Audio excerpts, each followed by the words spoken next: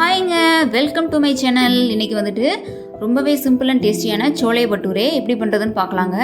இது தோசை, சப்பாத்தி, இட்லி இந்த மாதிரி எது கூட நம்ம காம்பினேஷனாக வச்சு சாப்பிட்டாலும் ரொம்பவே டேஸ்ட்டாக இருக்குங்க. செய்கிறதுமே ரொம்ப ஈஸி தான்.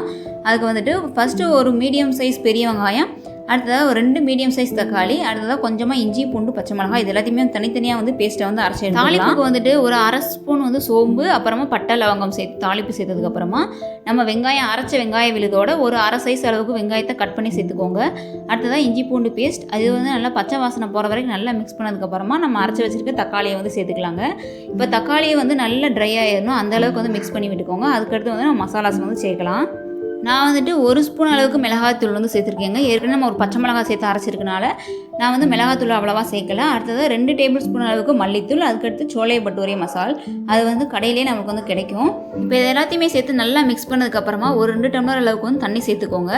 நீங்கள் சுண்டல் வேக வச்ச தண்ணியே கொஞ்சம் மிச்சம் இருக்குது அப்படின்னு நினச்சிங்கன்னா அந்த தண்ணியவே சேர்த்துக்கலாங்க, அதை வேஸ்ட் பண்ணிட வேண்டாம். இப்போ இது எல்லாத்தையுமே சேர்த்து ஒரு 2 நிமிஷம் போல் நல்லா கொதிக்க விடுங்க. நல்லா கொதிச்சதுக்கப்புறமா நம்ம வேக வச்சுருக்க சுண்டலை சேர்த்துக்கலாங்க. சுண்டலையும் சேர்த்து நல்லா மூடி போட்டு மூடி வச்சுருங்க.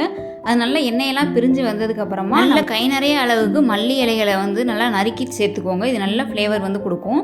அவ்வளோதாங்க, நம்ம சோலை பட்டூரே சூப்பராக ரெடி ஆயிடுச்சு. நம்ம இன்னும் கொஞ்சம் புளிப்பு வேணும்னு நினச்சேன்னா லாஸ்ட்டாக கொஞ்சமாக லெமன் பிழிஞ்சு விட்டுக்கலாம்.